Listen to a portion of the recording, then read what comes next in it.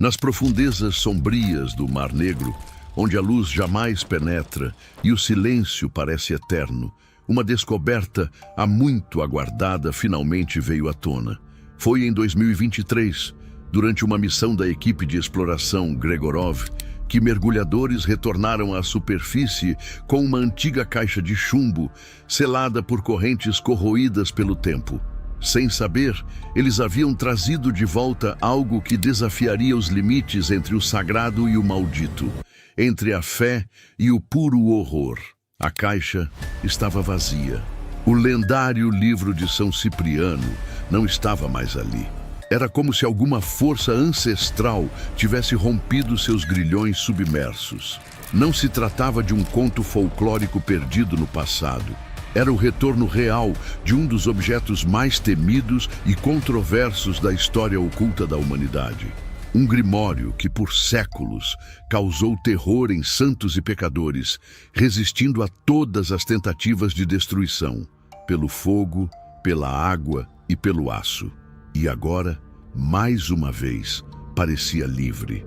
Mas para entender a magnitude do que esse livro representa, precisamos voltar ao século III, em uma cidade poeirenta do Império Romano, Antioquia.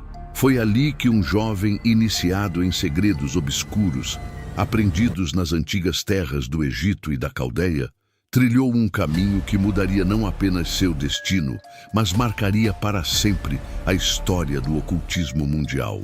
Antioquia, 249 d.C. Entre vielas estreitas e mercados agitados, sussurros ecoavam sobre um jovem cujos conhecimentos faziam até os espíritos tremerem. Seu nome era Cipriano. E apesar de sua juventude, ele já carregava dentro de si um saber que poucos ousariam buscar em toda a vida. Desde a infância, ele foi diferente.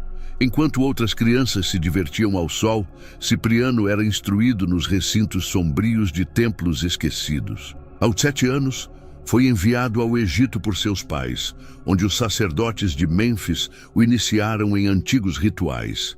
Cercado por pirâmides silenciosas e textos que pareciam sussurrar do além, ele aprendeu a linguagem dos mortos e descobriu que a fronteira entre os vivos e os que já partiram era mais tênue do que se acreditava. Mas o Egito foi apenas o começo.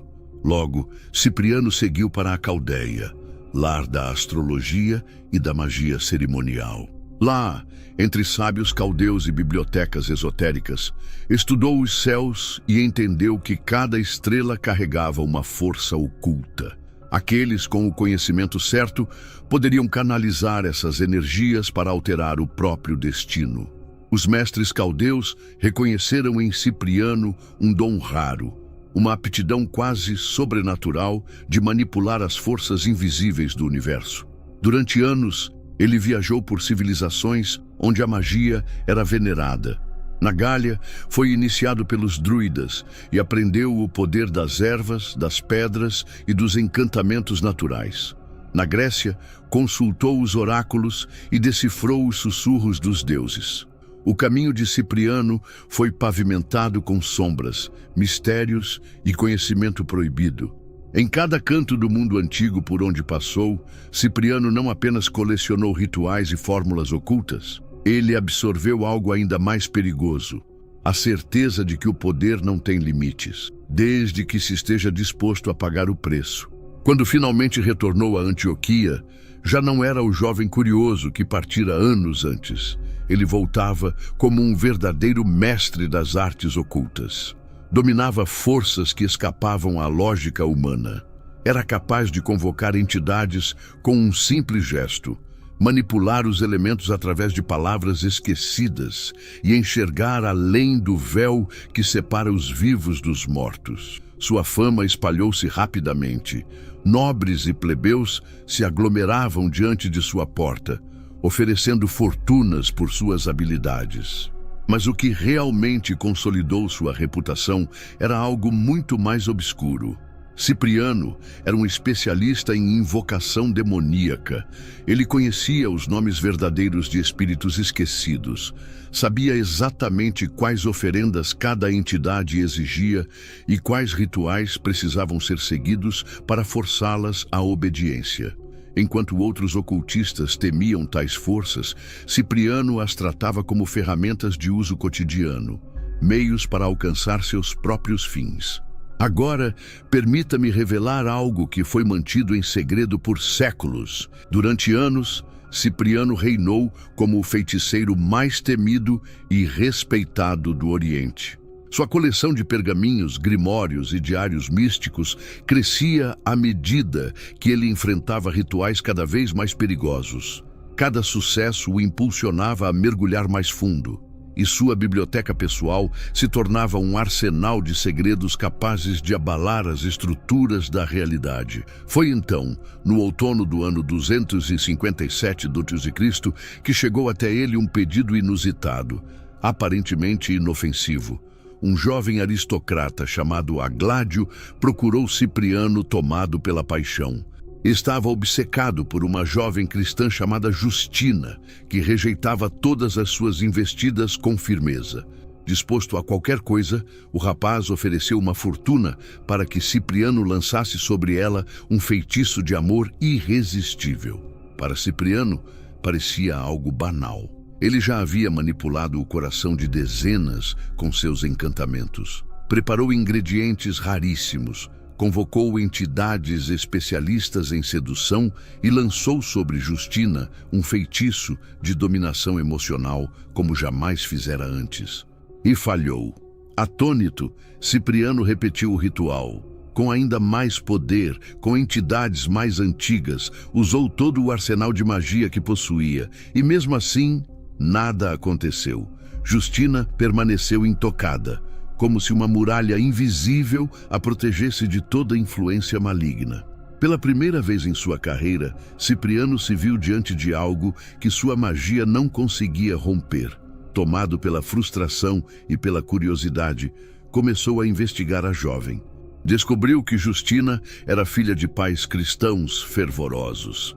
E mais do que isso, ela mesma era uma devota convicta.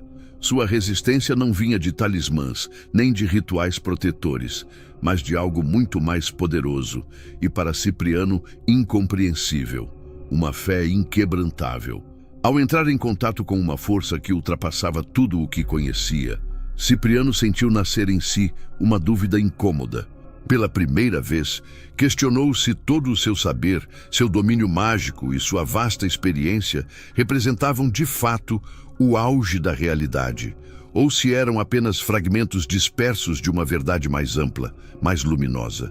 Essa dúvida, sutil no início, cresceria até se tornar uma profunda crise espiritual.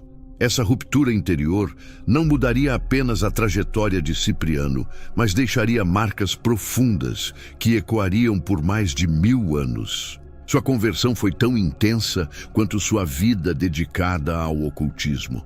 Diante de uma fé que confrontava tudo o que ele dominava, não apenas se entregou ao cristianismo, fez isso com a intensidade de quem vislumbrou o abismo e escolheu a luz. Publicamente, lançou às chamas todos os seus grimórios, rompeu alianças com entidades das trevas e consagrou o restante de seus dias ao serviço divino. Tornou-se, assim, símbolo de renúncia e redenção. Mas nem toda escuridão se apaga com fogo. Relatos preservados em manuscritos bizantinos e textos coptas mencionam que nem todos os registros de Cipriano foram destruídos. Um livro em especial, considerado o mais perigoso de todos, resistiu às tentativas de eliminação. Nenhuma chama o consumia, nenhuma lâmina o dilacerava. As páginas se recompunham sozinhas, como se o conhecimento ali contido tivesse adquirido uma consciência própria, uma vontade implacável de continuar existindo, mesmo contra a vontade do próprio autor. Esse não era apenas um manual de encantamentos, mas a somatória de tudo o que Cipriano havia absorvido ao longo de sua jornada pelas artes obscuras. Nele estavam anotados os nomes verdadeiros dos demônios de todas as castas infernais, desde os servos menores até os soberanos do abismo. Cada entidade era descrita com precisão assustadora, sua aparência, poderes, preferências em oferendas e, sobretudo, as palavras exatas que as forçavam à submissão. O Grimório se dividia em 7 partes. A primeira ensinava invocações básicas, com rituais para contactar espíritos menores e pedir favores simples. Ainda assim, mesmo esses atos inocentes carregavam sérios perigos. O menor erro na pronúncia podia provocar possessões, surtos de loucura ou morte súbita. Muitos dos que tentaram esses feitiços sem o preparo necessário foram encontrados mortos, com expressões de horror congeladas no rosto. A segunda sessão tratava da manipulação dos elementos da natureza. Havia feitiços para invocar tempestades, causar tremores ou atear incêndios seletivos que só destruíam o que se desejava. Um dos rituais mais temidos era o da desintegração. Prometia ao mago o poder de dissolver qualquer matéria pela força da mente. Os raros registros sobre sua tentativa apontam para mortes atrozes. Os usuários simplesmente se desintegravam, como se suas próprias energias vitais se rebelassem. A terceira parte abordava os segredos da necromancia, comunicação com os mortos, controle sobre a vida e a morte e até transferência de energia vital entre corpos. Essa sabedoria vinha marcada com avisos em tinta vermelha, alertando que o uso incorreto atrairia uma maldição que duraria 7 gerações. Mas foi a quarta sessão que causou mais pavor entre os estudiosos que ousaram decifrá-la. As instruções para selar pactos irreversíveis com entidades do mais alto escalão infernal estavam reunidas nesta parte do Grimório. Eram acordos perpétuos, não compromissos temporários que atavam a alma do feiticeiro às trevas eternamente. Em troca, os praticantes obtinham acesso a poderes extraordinários no plano físico, dominação mental, influência em larga escala sobre acontecimentos globais e até interferência no curso da história. O preço, invariavelmente, era o mesmo: a condenação da alma. Na quinta sessão, o conteúdo tornava-se ainda mais sinistro. Ali, detalhava-se a criação de guardiões espirituais artificiais. Essas criaturas eram forjadas através de complexos rituais que mesclavam princípios alquímicos com evocações demoníacas. Os guardiões protegiam tanto o livro quanto seus possuidores, mas gradualmente corrompiam a mente daqueles a quem serviam, conduzindo-os por caminhos cada vez mais sombrios, rumo a alianças e feitiçarias de grau cada vez mais profundo. A sexta parte, apelidada de O Espelho das Dimensões, reunia práticas ocultas que permitiam observar planos de existência paralelos. Ali estavam os segredos para visualizar acontecimentos distantes em tempo e espaço, interagir com entidades de outras realidades e abrir passagens entre mundos. Mas há relatos de que muitos que se aventuraram nesses rituais jamais retornaram completamente. Fragmentos de suas consciências teriam ficado presos em planos paralelos, deixando-os aprisionados entre a lucidez e o delírio. Foi, porém, a sétima e última sessão que garantiu ao Grimório sua reputação maldita. Chamada de A Travessia do Esquecimento, esta parte não continha textos compreensíveis, apenas símbolos arcanos e manchas que pareciam se mover sob o olhar direto. Disse que essa sessão ocultava o segredo para transcender a natureza humana, transformando-se em algo além da vida e da morte. No entanto, essa transição implicava um sacrifício total, a perda completa da própria humanidade. Mais inquietante ainda era o comportamento do próprio livro. Muitos que o possuíram relataram sonhos intensos, nos quais figuras encobertas murmuravam instruções em línguas que não conheciam. Outros descreveram impulsos incontroláveis, como se fossem guiados por uma força invisível a realizar rituais sem saber por quê. O livro parecia implantar pensamentos em suas mentes. O que começava como mera curiosidade se transformava lentamente em uma obsessão insaciável por poder e saber proibido. A maldição que nascia com Cipriano não criara apenas um tomo mágico. Criara uma entidade quase consciente, empenhada em perpetuar sua influência maligna no mundo, e por séculos ela demonstrou ser impossível de erradicar. Sempre que o mundo acreditava ter se livrado dela, ela ressurgia. Cada novo reaparecimento do Grimório trazia consigo uma trilha de destruição, insanidade e morte, como uma praga espiritual que contaminava tudo o que tocava. O mais antigo relato documentado de seu retorno data do ano 847, durante o reinado de Carlos, o Calvo, na França. Um comerciante vindo da Síria alegava ter adquirido o livro de um colecionador em Constantinopla. Pouco tempo após sua chegada à região da Gasconha, fenômenos inexplicáveis começaram a ocorrer. Colheitas inteiras apodreciam em uma única noite. Animais nasciam com deformidades grotescas e uma série de mortes misteriosas mergulhou os habitantes em pânico. A igreja agiu prontamente. Uma ordem de monges franciscanos foi enviada sob a liderança do Frei Bernardo de Galha para investigar. O comerciante desaparecera, mas antes de partir escondeu o grimório na cripta do mosteiro de San Salvador, acreditando que o solo sagrado poderia conter seus efeitos sombrios. Frei Bernardo foi o primeiro a abrir o livro em séculos.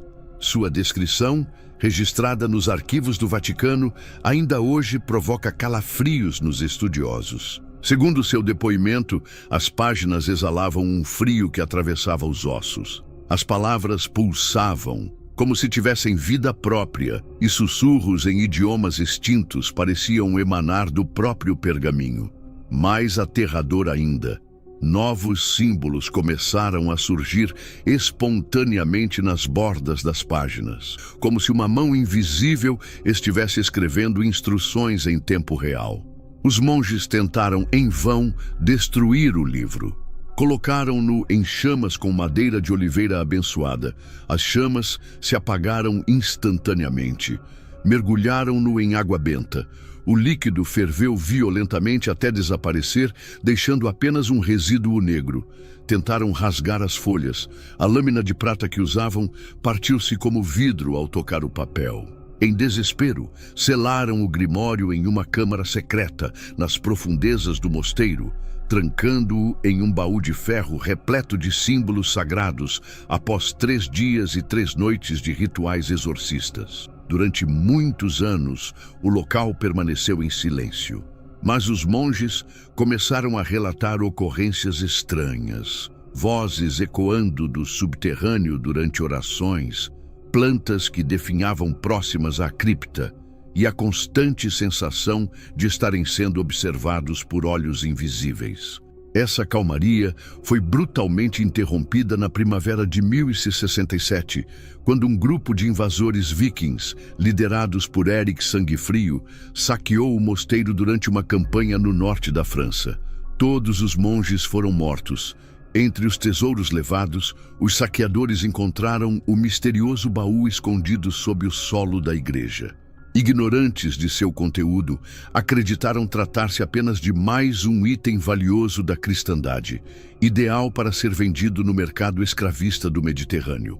Mas naquela mesma noite, em seu acampamento às margens do Sena, ao forçarem a abertura do cofre, libertaram algo que jamais deveriam ter tocado. O primeiro a perceber que algo terrível havia sido desencadeado foi Gunnar, o ferreiro, ao tentar examinar o livro de perto. No instante em que suas mãos tocaram o pergaminho, um grito cortante escapou de sua garganta, congelando o sangue dos que estavam ao redor. Seus olhos reviraram até mostrar apenas o branco, e uma língua estranha, feita de sussurros quebradiços e estalos guturais, começou a sair de sua boca. Nenhum dos presentes conseguia compreender aquelas palavras que pareciam doer só de serem pronunciadas. A partir dali, a expedição viking mergulhou em uma espiral de terror. Os guerreiros, um a um, passaram a apresentar comportamentos anormais. Alguns permaneciam imóveis por horas, fixando o horizonte e balbuciando sons indecifráveis. Outros passaram a rejeitar a luz do sol, preferindo viver nas sombras, mesmo durante o dia. Havia quem fosse visto caminhando sobre as águas nas madrugadas, apenas para desaparecer sem deixar rastro. Eric, percebendo que todas aquelas desgraças estavam ligadas ao livro, tentou descartá-lo no rio. Para seu espanto, o Grimório reapareceu na manhã seguinte, repousando intacto sobre uma pedra próxima ao acampamento, seco, como se jamais tivesse tocado a água. Foi nesse momento que ele compreendeu. Estavam presos sob uma maldição, além de tudo que já haviam enfrentado em batalha. O destino do grupo permanece envolto em mistério. Relatos da época sugerem que foram encontrados meses depois em uma ilha desabitada no Mar do Norte, todos mortos, dispostos em círculo ao redor de uma fogueira ainda acesa, embora não houvesse lenha por perto. O livro havia sumido mais uma vez, como se tivesse se dissolvido no ar. Nos séculos seguintes, o Grimório voltou a surgir, sempre acompanhado por tragédias.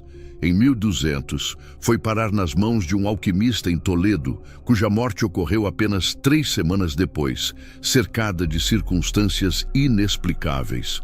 Em 1367, foi descoberto na coleção particular de um cardeal de Avignon, que enlouqueceu e passou seus últimos dias rabiscando símbolos desconhecidos nas paredes de sua cela. Mas foi no final do século XVI que o livro encontrou seu mais infame estudioso, Sir Elias Thorne, um nobre inglês descendente de uma antiga linhagem de ocultistas. Obcecado pelo conhecimento proibido, Thorne soube da existência do manuscrito por meio de sociedades secretas em Londres. Usando sua fortuna pessoal, conseguiu comprá-lo de um mercador veneziano que alegava tê-lo obtido diretamente dos arquivos secretos do Vaticano. Thorne não era um amador. Estudioso disciplinado, tinha amplo domínio da magia ritual e passou anos se preparando para lidar com forças além da compreensão humana. Instalou-se em uma mansão isolada nas terras altas da Escócia, onde mandou construir uma torre especialmente reforçada para abrigar o livro. As paredes tinham camadas triplas de proteção e eram adornadas com selos que ele mesmo extraíra de grimórios menores. Durante os primeiros meses, tudo parecia sob controle.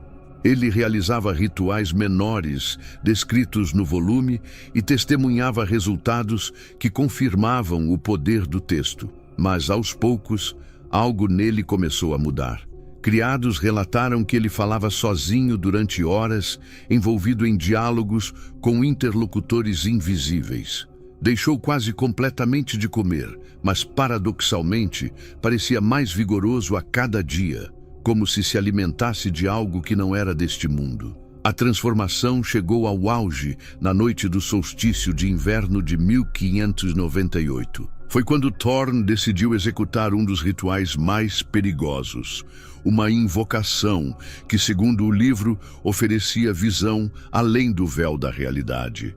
Os preparativos levaram semanas, jejum rigoroso, purificações diárias e a elaboração de círculos mágicos com materiais raros vindos de diversas partes do mundo. 3 servos juraram permanecer com ele durante a cerimônia, e são seus relatos, preservados em documentos que mais tarde chegaram à Royal Society de Londres, que nos dão uma ideia do que ocorreu.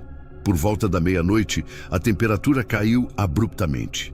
O ar ficou gelado a ponto de a respiração se tornar visível.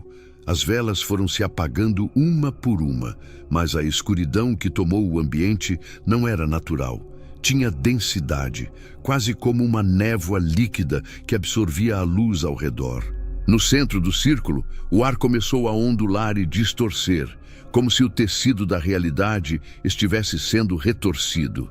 Foi então que as criaturas surgiram.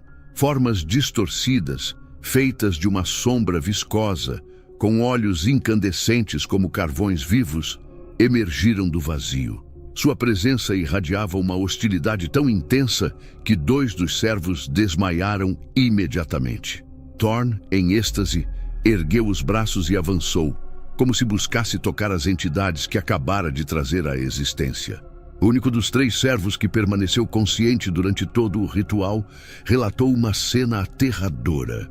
No instante em que Thorn tocou a criatura evocada, um grito de dor indescritível ecoou pela torre, alto o bastante para estilhaçar todos os vidros da mansão. O corpo do nobre começou a se contorcer de maneira antinatural, como se ossos e articulações estivessem sendo rearranjados por uma força invisível, moldado por algo que desafiava as leis da biologia. Quando a distorção finalmente cessou e a escuridão deu lugar à luz comum, Sir Elias Thorn havia desaparecido. Em seu lugar, no centro do círculo mágico, o Grimório continuava ali, aberto na mesma página do ritual que ele havia tentado executar. Mas agora, algo havia mudado. As folhas exibiam novas imagens, detalhadas e sombrias, representando figuras humanas sendo consumidas por entidades das sombras. Uma delas trazia os traços inconfundíveis de Thorn. A propriedade foi abandonada pouco depois, permanecendo fechada e esquecida por décadas. Mesmo assim, moradores da região relatavam fenômenos inexplicáveis.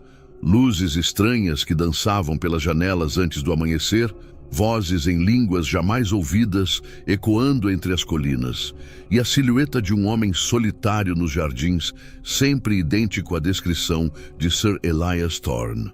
Somente em 1689, uma congregação de frades carmelitas da Transilvânia, especializados em casos de possessão e manifestações sobrenaturais, decidiu intervir. Sob a liderança do padre Matias Corbinos, foi organizada uma missão para recuperar o livro e purificar o local.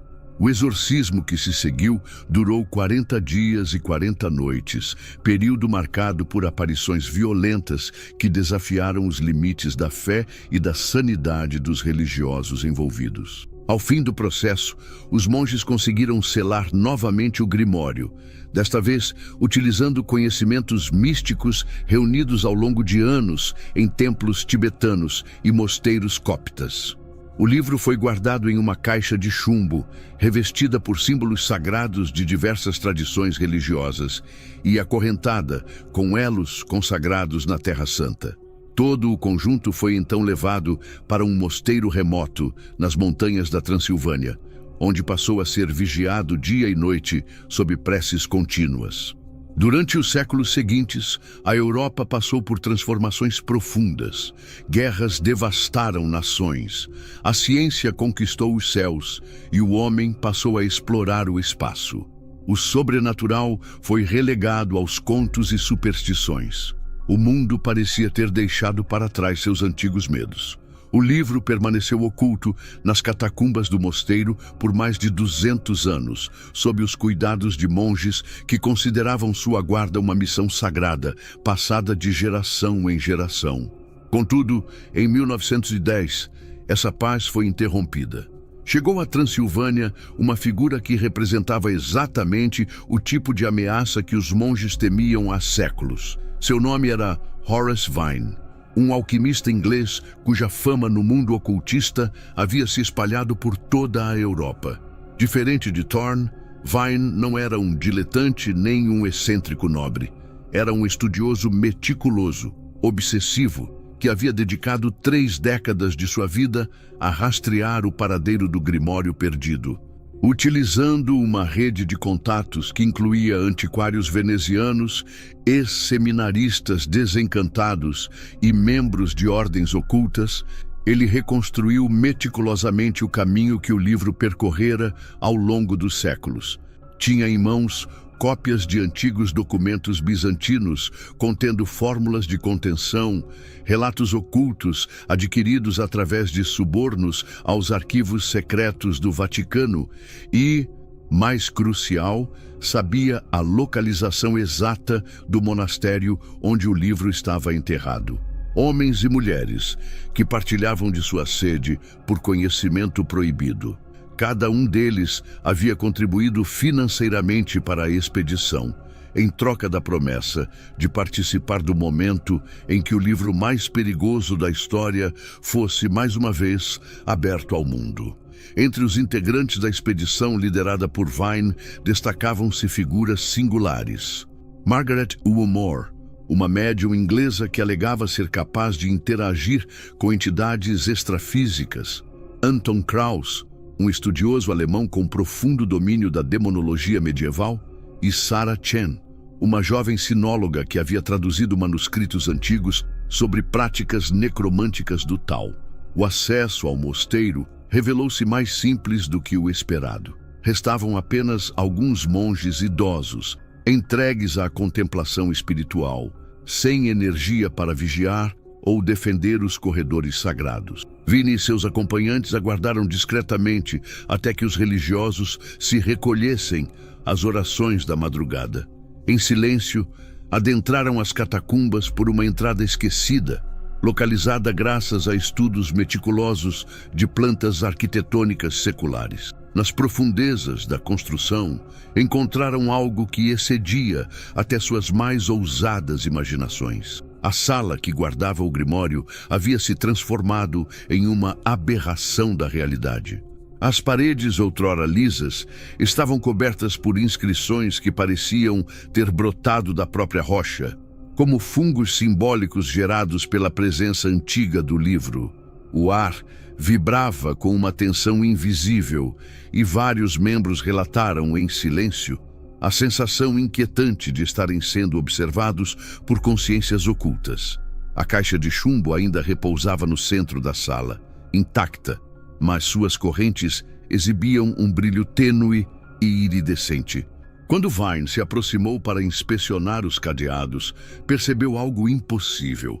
O metal parecia ter envelhecido séculos em poucos anos, corroído por um processo que não era natural, como se o próprio tempo estivesse deformado em torno do Grimório.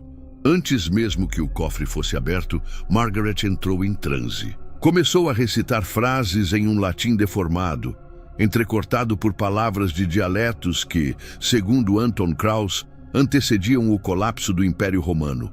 Uma mescla obscura entre a liturgia antiga e idiomas há muito esquecidos.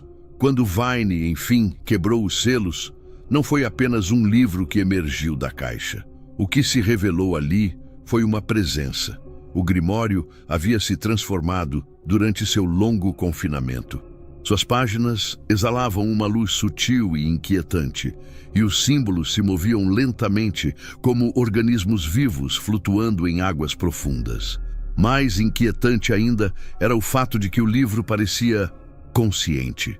Assim que Vine estendeu a mão, as páginas se abriram sozinhas, revelando precisamente o ritual que ele havia passado décadas buscando, a invocação conhecida como o chamado do observador, uma fórmula ancestral para estabelecer contato direto com a entidade responsável pelo pacto original com Cipriano séculos atrás. As horas seguintes foram registradas apenas em fragmentos, anotações confusas encontradas anos depois por pesquisadores que estudaram o caso. Os relatos divergem em forma e detalhe, mas convergem em essência. Algo incompreensível havia sido despertado. Sarah Chen foi a primeira a participar ativamente do ritual. Durante a preparação, passou por episódios de instabilidade. Oscilava entre momentos de consciência plena e surtos, nos quais falava em línguas estranhas que mudavam constantemente. Em um raro intervalo de lucidez, registrou que estava tendo visões simultâneas de múltiplas realidades, como se sua mente estivesse sendo despedaçada e arrastada através de mundos paralelos. Kraus, sempre metódico, anotou cuidadosamente as alterações ambientais, quedas bruscas de temperatura, oscilações na pressão do ar e a aparição de símbolos luminosos que flutuavam ao redor do Grimório. Mas suas anotações logo perderam a forma, tornando-se desenhos de geometrias impossíveis, como se palavras já não fossem suficientes para descrever o que testemunhava. Margaret, talvez por sua experiência com estados alterados, resistiu mais tempo ao colapso psíquico. Em seus registros, descreveu a aparição gradual de uma entidade que nomeou apenas como o Observador. A criatura não se fixava em uma única forma. Às vezes era uma sombra sólida, outras uma figura humanoide fluida, existindo em várias dimensões simultaneamente. Não era maligna no sentido clássico, era algo mais primitivo e devastador, uma consciência tão antiga e vasta que sua simples presença deformava a realidade ao redor. O observador, segundo Margaret, estava à espera havia séculos, buscava alguém suficientemente instruído para compreendê-lo. E agora, diante de Vine e seu grupo, ofereceu-lhes uma escolha: aceitar o saber proibido e tornar-se seus representantes no mundo físico, ou recusar, arcando com as consequências de ter interrompido seu sono cósmico. Vine, consumido por sua obsessão, aceitou sem titubear. O restante do grupo, ao presenciar a transformação do homem em algo que já não podia mais ser chamado de humano, fugiu em desespero. Somente Margaret permaneceu, e foi ela quem testemunhou os instantes finais de Vine. Segundo seu testemunho posterior, o corpo de Vine começou a se dissolver nas trevas que envolviam o Grimório, como se estivesse sendo absorvido por aquilo que havia invocado. Mas, ao contrário de Sir Elias Thorne, que simplesmente desaparecera, Vine não se extinguiu. Ele se transfigurou. Sua consciência foi integrada à do observador, tornando-se um guardião eterno daquele saber proibido. Quando os monges enfim tomaram consciência de que a Câmara Sagrada havia sido violada, depararam-se com uma única sobrevivente, Margaret Wellmore. Estava em estado catatônico, sentada entre os destroços, sussurrando sons desconexos em línguas extintas. O Grimório não estava mais ali, havia sumido, mas deixara rastros. As paredes da câmara, antes lisas, agora ostentavam inscrições que jamais haviam sido registradas, símbolos que pareciam ter se formado diretamente da rocha, como se alguma inteligência tivesse os gravado por meio de um processo que ultrapassava qualquer ferramenta física conhecida. Os outros participantes da expedição de Vine foram localizados ao longo de meses, espalhados por locais remotos da Transilvânia. Sarah Chen foi encontrada em um mosteiro tibetano, tendo chegado até lá por meios que nenhum de seus colegas soube explicar. Ela falava apenas um mandarim arcaico e passava os dias desenhando obsessivamente os mesmos símbolos vistos na cripta. Já Anton Kraus foi internado em um sanatório em Viena, onde passou os anos seguintes desenhando mapas de terras que jamais existiram em qualquer canto do mundo conhecido. Durante 4 décadas, o mundo não ouviu falar do livro de São Cipriano. A Europa foi arrasada por guerras, regimes surgiram e desmoronaram. E uma nova ordem global emergiu das cinzas. Mas em 1952, o silêncio foi quebrado por um aviso que gelou o sangue de um círculo restrito de estudiosos da fé. O alerta veio de Dmitry Popovich, um sacerdote ortodoxo dos Balcãs que dedicara a vida ao estudo de fenômenos sobrenaturais. Ele entrou em contato confidencial com o Vaticano, trazendo um relato assustador. O Grimório havia emergido novamente, desta vez em uma pequena vila da Romênia, agora completamente evacuada após uma série de eventos inexplicáveis. A atmosfera ali parecia estar contaminada, nada crescia, o tempo parecia instável, pessoas desapareciam sem deixar vestígios. Em resposta, o Vaticano enviou uma força-tarefa composta por exorcistas veteranos. O que encontraram superou os piores temores. O livro não apenas havia retornado, como também alterava ativamente a realidade ao seu redor. A vila fora corrompida por sua presença. Casas que existiam em sobreposições dimensionais, habitantes que haviam se tornado criaturas híbridas, oscilando entre carne e sombra. Diante da impotência dos métodos tradicionais de contenção, a Igreja optou por uma solução radical. O Grimório seria lançado no fundo do Mar Negro, onde a imensa pressão e o completo isolamento poderiam talvez neutralizar sua influência. Coube ao capitão Anatoly Gregorov, experiente marinheiro e colaborador do governo soviético, conduzir a operação. Suas ordens eram claras: não perguntar, apenas seguir as coordenadas sagradas entregues pelos enviados da igreja. Na noite de 23 de dezembro de 1952, sob uma tempestade que se formara sem aviso, o baú selado contendo o livro foi arremessado nas águas geladas do Mar Negro. Observadores presentes juraram que, no exato instante em que a caixa afundou, a tempestade se intensificou como se a própria natureza tivesse reagido ao gesto. Por mais de 70 anos, o mundo permaneceu em silêncio. Nenhuma pista, nenhum sinal. Mas em março de 2023, Viktor Gregorov, neto do capitão, organizou uma expedição pessoal para recuperar aquilo que o avô havia lançado ao mar. O que ele trouxe de volta à superfície foi uma revelação aterradora. A caixa estava vazia. Aquilo não era apenas uma ausência, era um presságio. Nem a pressão esmagadora das profundezas, nem o tempo, nem o afastamento da civilização foram suficientes para conter aquilo que o Grimório realmente representava. O livro de São Cipriano não era apenas um artefato arcano, era uma manifestação viva de conhecimento que transcendia a matéria. Sua natureza não se limitava a pergaminho e tinta, mas operava em um nível que desafiava as estruturas da realidade.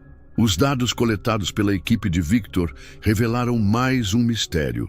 As correntes do Mar Negro haviam formado padrões anômalos ao redor da área onde o baú descansou por décadas. Sonares captaram formações no leito marinho que contrariavam toda a lógica geológica conhecida. Pareciam estruturas que haviam se desenvolvido organicamente, moldadas pela presença contínua do livro, como se o ambiente marinho houvesse se curvado à sua influência. Hoje, enquanto o mundo segue distraído por sua rotina tecnológica e sua ilusão de controle, uma pergunta ressoa entre os que conhecem a verdadeira história. Onde está o Grimório agora? E mais inquietante ainda, em que forma ele retornará? A história sempre mostrou que ele nunca permanece perdido por muito tempo. A cada era, manifesta-se de um modo diferente, como se moldasse aos medos, obsessões e desejos mais profundos da humanidade. Durante a Idade Média, o Grimório sussurrava aos ouvidos dos reis e alterava o rumo de reinos inteiros. No Renascimento, envenenou o imaginário da nobreza com promessas de saber absoluto, seduzindo aqueles que buscavam ultrapassar os limites da condição humana.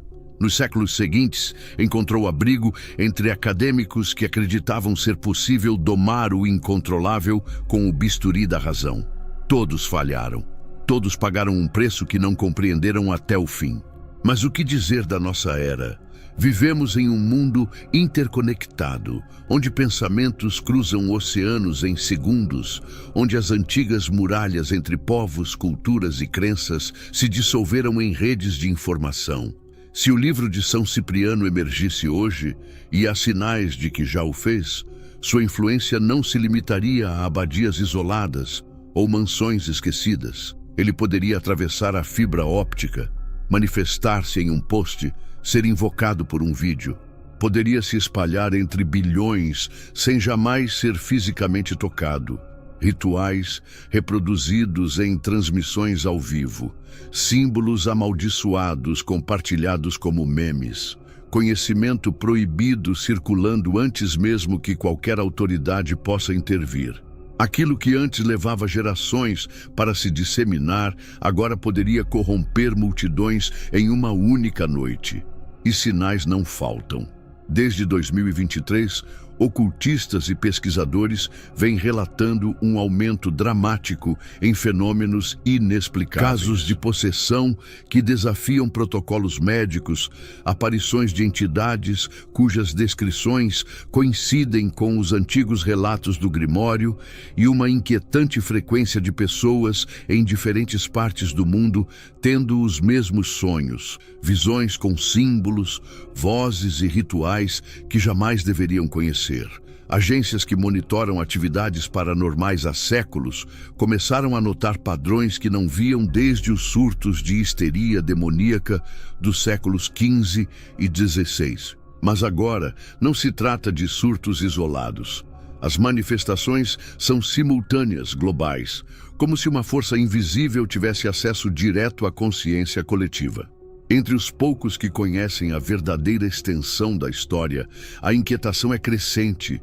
Estamos preparados para enfrentar algo que escapa completamente aos modelos da ciência moderna?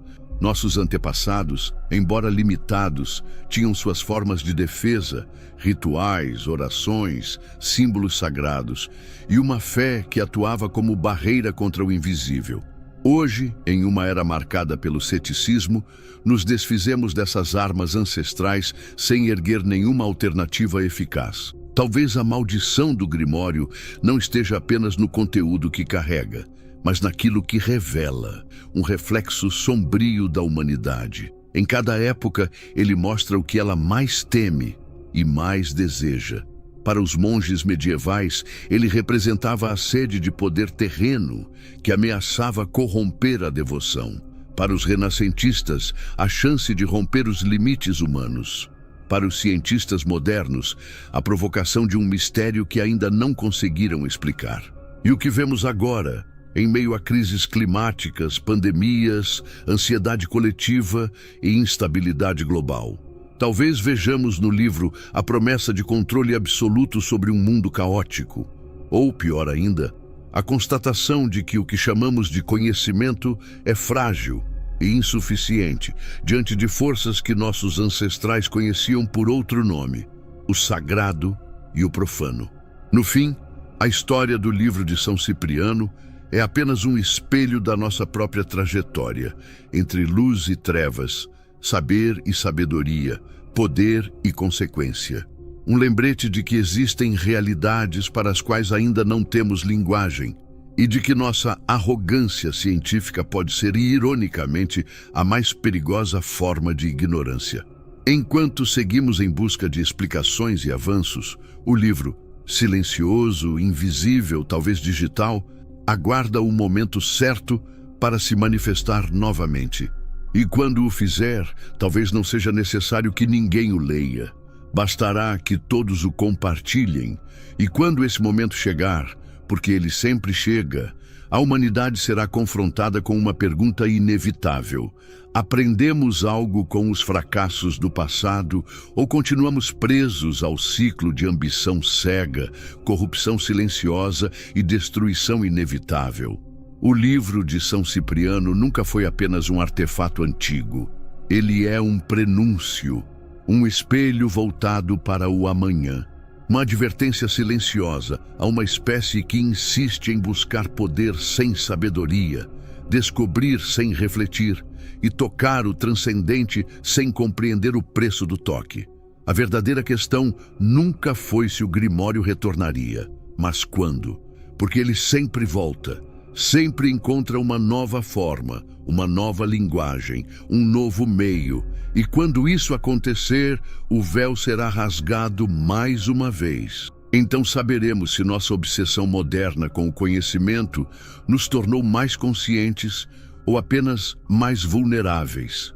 Descobriremos se estamos preparados para encarar as consequências do nosso apetite insaciável por aquilo que habita as fronteiras do invisível. E talvez, no instante em que o livro sussurrar novamente, não em pergaminho, mas em código, em rede, em pulsos digitais, não haverá mais tempo para silêncio. Apenas o eco de uma escolha feita tarde demais.